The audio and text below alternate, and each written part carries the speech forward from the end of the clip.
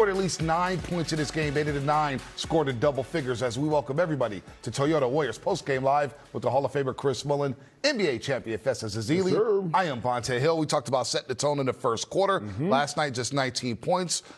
Putrid shooting in that first frame. Tonight, they scored 34. They followed up with a 40-point quarter, and the ball was hopping around tonight, Fezzi. The way you set the tone in the first quarter is by scoring, yes, but ball movement, playing some defense. I thought the Warriors did that.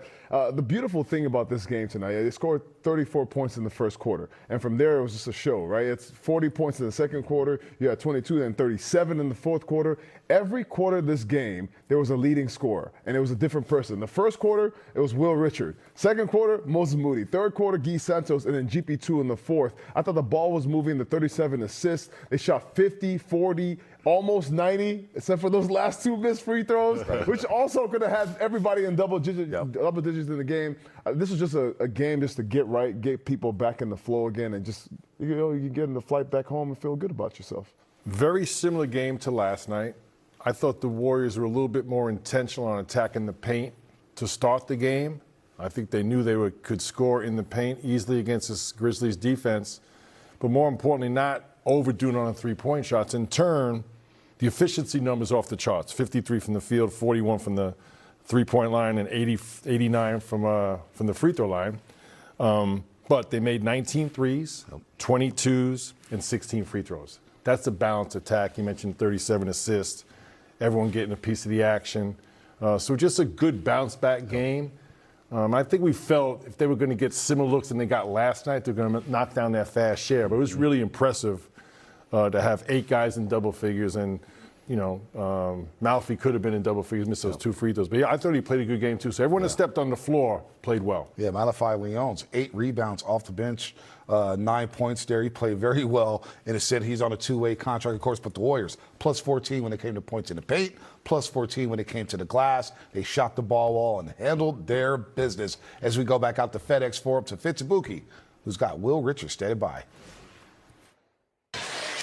So 9 guys play for the Warriors, 8 score in double figures. Will Richard leads the way with 21. But, Will, last night it didn't go your way in New Orleans. For young guys, it's hard to bounce back, but you did it so brilliantly. What was the mindset coming in tonight? Yeah, my coach always told me that's the beautiful thing about the NBA. I mean, the games come so quick, so you got to have a quick memory. And teammates supporting me and just trying to keep the game simple, playing the right way, and taking out the open looks and just playing the right way. 21 points is great, but talk to me about your 6 assists. The playmaking ability was on display. My favorite one was when you shot in there to get the offensive rebound, and you're falling over, and you somehow find Guy Santos. Explain that play to me. How'd that happen? Oh, man, just trying to make the right play. I feel like Guy does a great job cutting, so if you look around, he's always somewhere to be found. So just trying to play the right way and make the plays for my teammates. All the deflections and the defense that you played, I got to ask you, they had a coach's challenge that they won. It was a foul on you. Are you one of those honest guys that says, challenge, I didn't get him, or would you get caught in the hand in the cookie jar? They challenge you, you're like, oh, no, I did foul him. I'm pretty honest, but I'm a rookie, so they don't listen to me pretty much anyway. So I'm glad they finally gave me one. One of my favorite things about your game is when you get steals, when you pick people's pockets, use that 6'10" wingspan. Somehow you do that without gambling. Explain to me how you do that with your wingspan, making sure you're not gambling, compromising the rest of your defense. Yeah, just trying to be disciplined. I know on ball I need to be a lot more solid, but off ball, that's where I can take some of my chances and try to get in those passing lanes. So just trying to pick the right opportunities to make plays. Well, I got to sit next to this Kentucky guy. How about the Florida love of Al Horford, Walter Clayton, and Will Richard? Florida basketball on display tonight. Love it, man. Gators in the league making an impact and putting on for the Gator logo, so it's special. What kind of conversations are you guys having? Are you guys comparing rings, or what's happening with you and Walter Clayton? No, we don't really compare rings. I mean, we always talk about the run we had. It's always a special moment, so it's just a blessing to be able to play in the NBA after all the work we put in at Florida. Well, we'll let you go after this one. I know that the All-Star break came at a good time for a lot of young guys. This is a long year compared to a college season. How'd you get through that, and do you feel that extra energy now? Leaning on my faith. God, he's helped me through a lot of that, just trying to stay in my faith and stay grounded. It's a long season, so just leaning in on that and the support from my teammates and coaches. Amazing. Will, we appreciate you stopping. Great game, great win, and get ready for the Lakers on Saturday. Yes, sir. Appreciate you. Yes, sir. 8 guys in double figures, 9 played, and an excellent win for the Warriors. Bring on the Lakers on Saturday at Chase Center. All right, Fitzabuki, safe travels to you guys and the rest of the roster out there. They'll get a couple days off before taking the Lakers on at Chase Center Saturday evening. That's a big 2-game stretch. Lakers Saturday night, Clippers on Monday. But let's revisit this game because really it was nip and tuck about 14 minutes through the game. But look, the Warriors, I thought they set a good total in the first quarter, 34 points. G.G. Jackson hits a 3 at the buzzer to give the Warriors a slim 3-point lead, but then they go on a 29-8 run in that second quarter. How about that, Fezzi? 40-point quarter. It's the 10th time this season that they've scored at least 40 in a quarter. They're 8-2 when they do so. Yeah, I thought the ball was moving. Pat Spencer and Brandon Pajewski did a great job of just moving the basketball. I thought they were facilitators tonight, getting into the teeth of the defense, pushing the pace on every stop. And speaking of stops, the Warriors were getting stops in that second quarter. Like, they were getting out and getting steals. Will Richard, GP2, just their energy level alone. I mean, Will Richard started the game tonight. It's just Steve Kerr looking for that energy, that juice to shake things up a little bit. And I think they did that in the first half, and then really going into the half with that lead, scoring 40 points and holding them to 22. And Bonte, you've been talking about starts. And tonight they got off to a good start, 34-31, so they didn't build a big lead. But I thought they established themselves. The first play of the game, they posted up Al Horford in the paint on the switch. You saw those clips there, driving the paint either to finish for yourself or kick out for open threes. So the fact I thought they were very intentional on attacking the paint first and let the three-point shots be created by that aggression. And then the second quarter is what won the game, 40-22. Interesting stat, both teams had 16 turnovers, but the Warriors are plus 19. So that shows the activity, the aggressiveness in the open floor. So that's usually a big number for the Warriors, but they've struggled. Even when they force turnovers, they haven't getting those big numbers, that separation. So to me, I thought that was a big number. Obviously, the fast break points because of that go up. Second chance points. They just all the hustle points went the Warriors' way. On a back-to-back with just 9 guys, that's an impressive performance. Yeah, you speak about that first quarter. They shoot 61% in the first frame, 41% from the three-point line, 10 assists. Last night, Fezzi down in Nolens only had 3 assists after the first quarter. They shot 30% from the three-point line. They were 8 of 25 from the floor, shooting 32%. So even though they only had a 3-point lead after the first frame, as Millie just mentioned, they established their style of play and the ball movement. The ball was hopping around, good shot selection, and good balance. I got to give some credit to, Will Richard. I got to give some credit to Guy Santos. I got to give a lot of credit to Brandon Pajewski tonight. I think he did a great job starting the game, being a ball mover, making quick decisions. And guys got involved in the flow in the first quarter. And then with Steph out the game, with all these other guys, all these scores, you need everybody to be in the game and to play together. This is one of those games where the sum of the parts is greater than just the sum of the individual parts. Some of the individual parts is greater than the sum. We got you. However way you say that. I just really enjoyed watching Pods tonight. He's been on fire, but tonight I think Pods came back and he was aggressive. He got people involved. He was hitting shots, making extra plays.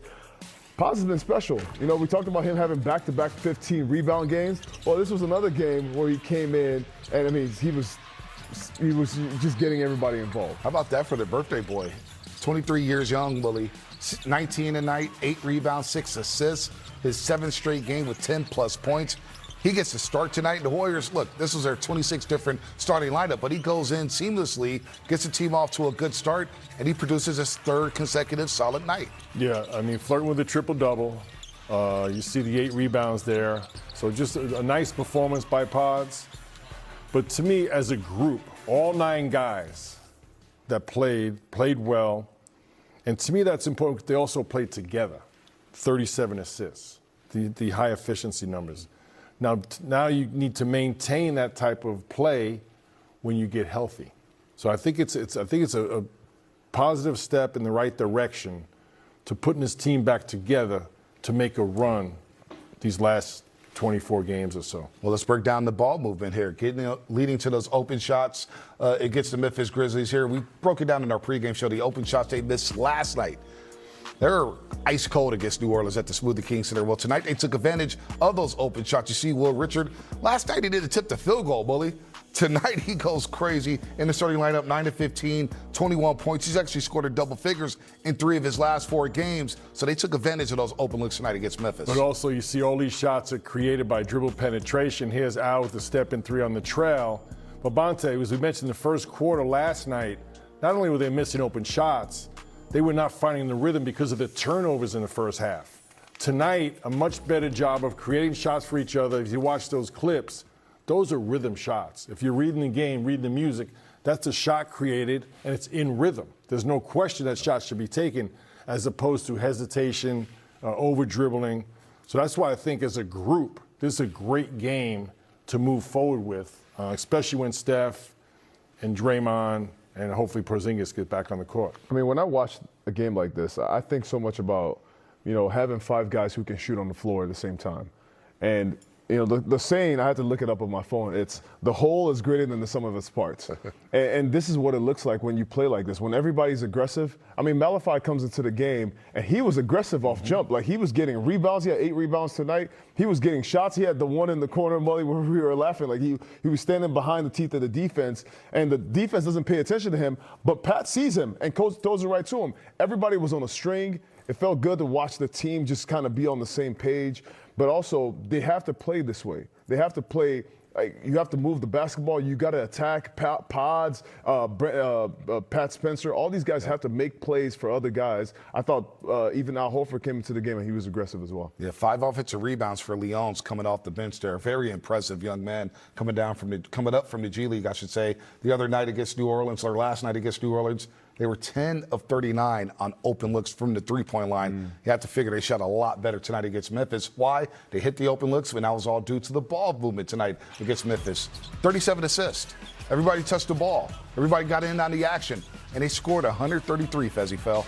Oh, yeah. I love it when the ball is moving like this. Bonte, you see GP2 on a string, you just don't hold it. This is the whole point of the Warriors offense, motion offense. When you have 5 guards on the floor, or you even have a guy like Al Horford, who was a big, but he also sees the floor so well. He was commanding double teams right there because he was the biggest guy on the floor. And the ball just continues to move until you find an opening. You get the other team tired. This is not a very good defensive team, the Memphis Grizzlies, but the first side is always easier. It's always easier to guard. The second, third, fourth, that's usually the harder part. I thought the Warriors got to the third, fourth options. That's where you can have those incredible assist numbers. Yeah, when you play 5 out and motion basketball, you saw those clips there. The defense is chasing the basketball because, as Fessa said, they had to guard all 5 guys.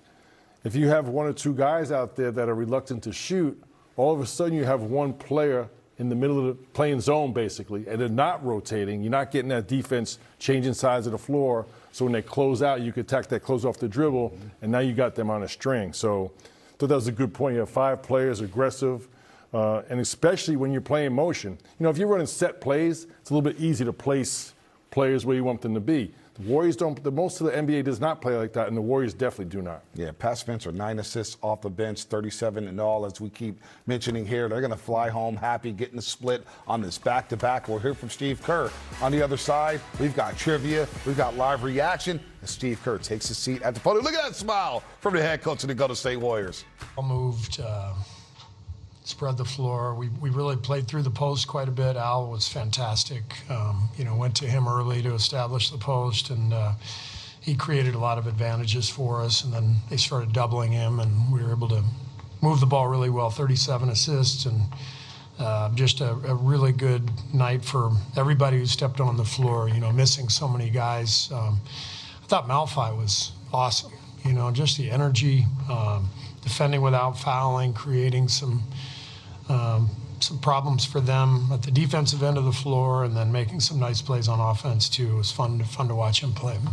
It seemed like pace pretty purposeful from the jump. Just what kind of tone did that pace in the first quarter set for the rest of the game? Yeah, it was important to this team really should have beaten us a couple weeks ago. We got lucky to beat them at home. They played really well with basically the same group, missing a bunch of guys, and I think that game woke us up a little bit. I thought our spirit was right from the start, and that pace that you mentioned was a big part of that. Brandon, you've spoken a lot this season about the balance between playing on ball, playing off ball. Brandon, another statistically big game for him. What do you think with him trying to strike that balance? Brandon's been great. Just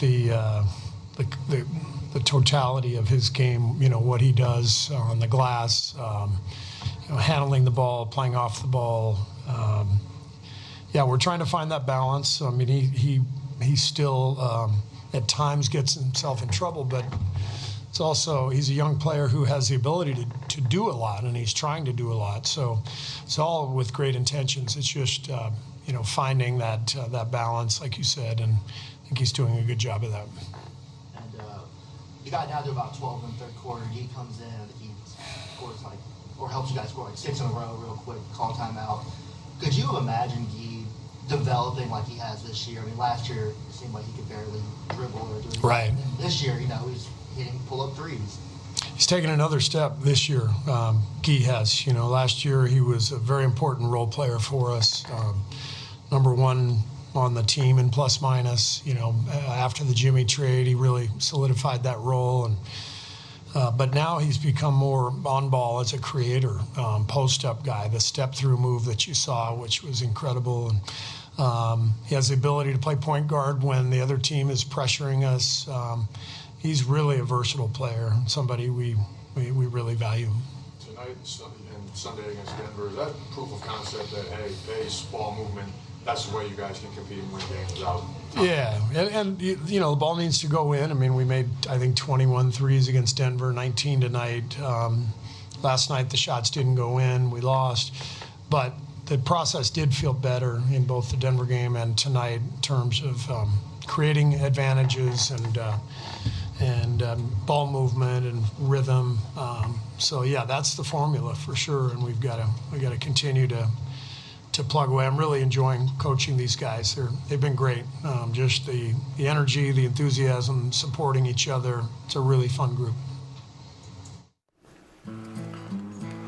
All right, let's take a look at the wild, wild Western Conference.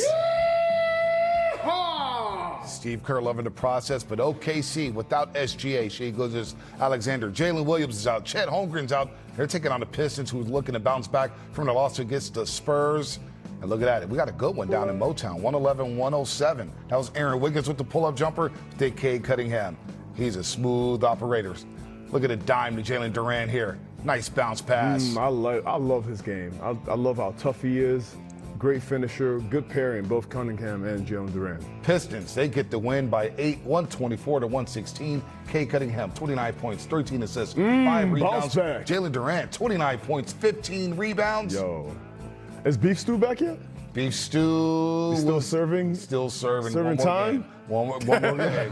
Still serving time as we take a look at the updated Western Conference standings. Warriors 2 games back of the Phoenix Suns in that loss column. Bully, you know I love the loss column. That's what you need to focus on right there. Lakers and T-Wolves tied with 23 games apiece, 23 losses apiece. Denver, they're taking on the Boston Celtics in a Mile High City. We'll watch that when we get off the air. Houston, they're beating up on the Sacramento Kings.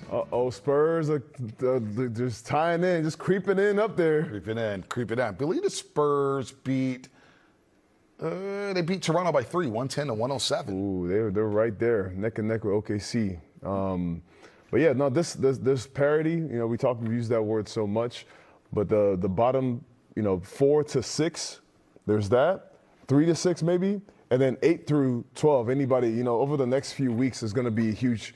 Is going to be huge for everybody's standings, understanding wins and losses. These games really matter. Watched a few games there where the competition now is starting to ramp up, and for everybody, they understand. So teams in the box want to get out the box. Teams who are out the box are trying to climb up. This is that time where it's fun again, Bonte. It's almost playoff time. Dog days are over? I hope so. But some games are crazy. Nice bounce back win for Detroit. I think tonight for Denver is a big game. Oh, yeah. Because they're 3-6 in the month of February. Yep. And they had a really embarrassing loss here at Chase Center. It's going to be a good game tonight. And then, of course, the 40-23 with the Boston Celtics. Mm-hmm. We'll see if that plays out. I still believe Denver can win the championship. Aaron Gordon's an X factor for them. But the thing is, so what about teams who are struggling with injuries and get guys back? Like, you talk about Aaron Boston. Gordon. Boston's one of those guys. But yeah, with Denver, Aaron Gordon's been out for how many, like the last month or so? Yeah, it feels like forever. So if he comes back into that lineup. I don't think Denver has a chance. That's my answer to you. And you stop making excuses. Excuses? This is part of the game, man. They've been Gordon's winning a big-time games. player.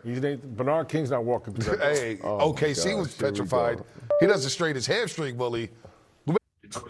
So first quarter, run with this group? Yeah. Yeah. Well, I mean, what did it feel like? Did you know it's expect to play tonight? Just what was your expectation? Yeah, I heard I was going to go in the first, and yeah, I was just excited, ready to go. Those chances don't come around often, and I definitely was going to grab it. Yeah. Boston, you're top and you're playing up tempo. Just how did that affect, the Grizzlies throughout the course of the game? I just think the pressure and keep going at it and keep sending guys to the glass and playing fast, wore them out in the end. Game, you guys struggled with turnovers. How did you guys kind of avoid that in this game? Not necessarily true. I guess everyone looked at the film and I didn't know the turnovers were down. But yeah, I wouldn't know. Oh, yes, it's time for some Grizzlies trivia, where I ask these two gentlemen questions about the history of the Vancouver/Memphis Grizzlies, and we're going to lay out the rules right now for Chris Mullin and Festus Ezeli. All right, scoring. Each question is worth 1 point. There's an opportunity to steal. If a contestant answers incorrectly, the opponent has a chance to steal the point by answering correctly. And we have lifelines, folks. That's right. Each contestant receives 2 lifelines. When a lifeline is used, the assisting person is selected at random. So you fellas ready? Are you ready to roll? Festus, yes, Your Honor. All right. Rochambeau first to see who goes first in this trivia. Best of 1. 1, 2, 3. Oh! Yes, sir. Fezzi will go first. All right, let's roll. Question number 1. Festus Ezeli. The 95-96 season was the first for the Vancouver Grizzlies. Who was the Grizzlies' first ever draft pick? Was it A, Antonio Daniels, B, Sharif Abdur-Rahim, C, Mike Bibby, or D, Big Country Bryant Reeves? Your Honor, I'm going to go with B, Sharif Abdur-Rahim. That, my friend, is incorrect. Mully, you have a chance to steal. I'm a pretty good stealer. That would be Big Country Bryant Reeves. Ding, ding, ding, ding, ding. Mully wins that first point. That is the correct answer right there. Big Country coming out of Oklahoma State, who he led to the Final Four before they lost to UCLA in the national semifinal to the O'Bannon brothers, Toby Bailey, Tyus Edney, Cameron Dollar. The list goes on and on and on. Knowledge there, Bonte. There you go. Okay. Hey, that's why I'm in the spot right here, Bully. All right, that's question 1-0. for you, Bully. All right, you're down 1-0, Fezzi. Mully, this question is for you. Who led the Vancouver Grizzlies in scoring during their inaugural 95-96 season? Was it Big Country Bryant Reeves? Was it Blue Edwards? Was it C, Greg Anthony? Or D, the great Laker, Byron Scott? I'm going to say B, Blue Edwards. Oh, nice guess there, but you are incorrect, my friend. Fezzi with an opportunity to tie and steal. Can I use my lifeline? Already, let's use it. Actually, I don't want to use my lifeline. I got it. Can I review? Yeah, go ahead. You better Byron go. Scott. Oh, Fezzi. It's Big Country. You are incorrect. The answer is C, Greg Anthony. Wow. The Greg young man out Anthony. of UNLV. So he's a point guard. Wow. Played with Grandma Ma, Larry Johnson, and Stacey Ogman for Jerry Tarkanian and UNLV. They won the championship, and they lost to Duke the next year, trying to go back-to-back. All right. Question number 3, Fezzi. You're on the clock here. Down 1-0. A chance to tie. How many active NBA franchises have relocated at least once in their history? And this does not include ABA teams. First of all, this is not a Grizzlies trivia question. This is an NBA trivia question. Well, But they relocated. They went from Vancouver to Memphis. Let me use my lifeline. Go ahead, use your lifeline. How's it Who work? do we have on our lifeline here? Oh, we have Tristy Rodriguez, one of our great writers here at NBC Sports Bay Area. Go ahead, Fez. Tristy, I'll ask you the question. How many active NBA franchises have relocated at least once in their history? A, I'm 9. going to take a wild guess here and say 13. Ding, ding, ding. Is that the correct answer? Is it the correct answer, Teddy? Go ahead, give us the correct answer right now. Fezzi, you got an answer. Oh yeah. Oh yeah. So answer. I'm gonna go with my lifeline. Thank you, T. What's the answer? She said 13. Let's go! Wow. Thank you, Tristy. Took a wild guess there. That's a lot. That's a teamwork. huge. That's a lot. I did not expect it to be that much. Yeah, 13 teams. There's a lot. Atlanta Hawks, LA Lakers, Golden State Warriors, LA Clippers, Memphis Grizzlies, OKC Thunder, Sacramento Kings, New Orleans Pelicans, Utah Jazz, Washington Wizards, and the Philadelphia 76ers. Wow, if you don't get it right the first time, try again, huh? Try again. All right, Bully, you're back on the clock. Tied at 1 apiece. Thanks, T. How many numbers, Bully, are retired by the Memphis Grizzlies? 1, 3, 4, or 5? I'm going to say 3. Oh, you, my friend. That is the correct answer right there. 3 jerseys retired by the Memphis Grizzlies. I'm going to need you to be more excited about it when somebody gets the right answer. I don't know if you say he's right or wrong. If someone guesses right, you got to get more excited. I'm trying to be biased here. I'm not trying to be biased, man. I'm impartial. I'm impartial. Come on now. Mark Gasol, Zach Randolph, Tony Allen with the jerseys retired from the Memphis Grizzlies. Let's go. All right, Fezzi, you're back on the clock. Down 2-1. Down 2-1. How many games, our next question, how many games did Allen Iverson play for the Memphis Grizzlies during the 2009-10 season?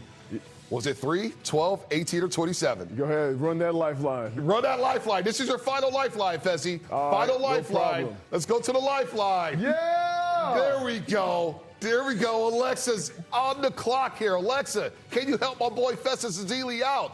How many games did AI play for the Memphis Grizzlies?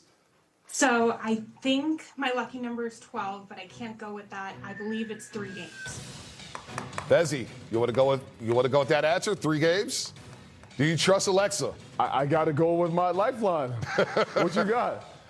Fezzi's 2 for 2 with lifelines. Just 3 games. Yeah, 3 games for Allen Iverson. So you're out of lifelines, Fezzi. You're on your own from here on out. How many questions do we have? 2 lifelines. 2-2 I didn't know we had this many questions about the Memphis Grizzlies, to be honest. Bully's back on the clock here as we get to know who the Memphis Grizzlies are. All right, who's the all-time leading scorer in Memphis Grizzlies franchise history? Bully, is it Rudy Gay, Mark Gasol, Zach Randolph, or Mike Conley?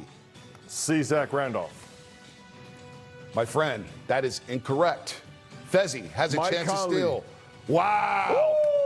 Ooh. Fezzi is up 3-2. Ooh. Mike Conley, wow. And Festus, you have a chance to take full control of this game right let's now. Let's go. 3-2. All right, 3-2, Fezzi. Here's your next question. We got a couple more questions here. Okay. Who is the only coach in Grizzlies franchise history to win NBA Coach of the Year? Is it Lionel Hollins? Is it Mike Fratello? Taylor Jenkins? Or Hubie Brown? I feel like it was Taylor Jenkins. Final answer? Taylor Jenkins. Taylor Jenkins is your answer? That, my friend, is incorrect. Mully with a huge opportunity to steal this answer.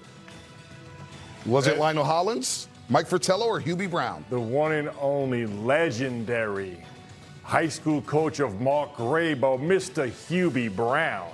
Wow, what a steal by Chris Mullen to tie the game up at 3 apiece. Whoa, we have 2 more questions left. 2 more questions left. Mully's on the clock. He's on the clock. The Memphis Grizzlies are one of only 4 8 seeds to ever defeat a number 1 seed in the NBA playoffs. Which number 1 seed did they upset? Was it the Spurs, Mavericks, Suns, or LA Lakers? A. San Antonio Spurs. Good answer. That is a great answer, Mully. That's right. You are correct, my man. They beat the Spurs. And as Tella says, Tim Duncan gets an ultimate pass for that. Nobody ever talks about the Spurs losing as a top seed in the Western Conference playoffs. All right, Fezzi. You got to tie at least. This is it. Let's go. This is it. You have no more lifelines either. My lifelines? Yeah. You want to borrow one from Bully? You can borrow one. On the dog, Here you baby. go. Which Memphis landmark was the Grizzlies' home arena before FedEx Forum opened in 2004? Was it the Orpheum Theater? The Memphis Pyramid? The Mid-South Coliseum? Wow. Or the Beale Street Auditorium? This is the tie, Fezzi. Let me just go B, just because I'm feeling good right now. B, the Memphis Pyramid. You know what? That's a clutch shot right there, Fezzi Fell. The Memphis Pyramid, home of the old Memphis State Tigers and Penny Hardaway. Fezzi has never been excited for a tie before. Fezzi, you didn't win. You're tied. Yeah, let's go. Oh, great. Hey, so is there a tiebreaker? All right, tiebreaker. All right, I give it to you guys. Who was the first All-Star for the Memphis Grizzlies? Memphis Grizzlies. Whose question is this? This is my question. I'm saying, but bonus who gets question. the answer first? Okay, Mully gets to answer it first because I No lifelines either. No lifelines. First ever Memphis Grizzly All-Star. I'm going to say Sharif Abdul-Rahim. That is incorrect. Fezzi, you had an opportunity to win and make me look like a prophet here. I felt good with you. Who was the first ever Memphis Grizzly All-Star, Fezzi? You could win the game. Pau Gasol. Winner, chicken dinner. Festus Ezeli, obsessed to Hall of Famer when it comes to Grizzlies trivia. He uses lifelines wisely. Goes 2 for 2 with his lifelines. He picks the Memphis Pyramid. What a shocker, folks. What a shocker. Win. Unbelievable. He put the Vanderbilt education to use. And that, my friends, is what we call Good job, trivia. Mully. Oh, man, that is an upset. Guys, I just want to thank God, first off. Thank my parents for putting me in this opportunity, giving me this opportunity. Never thought I would ever be in a position like this, beating a Hall of Famer. But, you know, miracles do happen, all right? Thank you. Our closing argument, presented by Walk Up Law.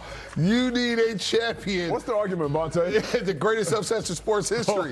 We had the Miracle on Ice, February 22nd, 1980, as the USA defeated the Soviet Union in men's hockey.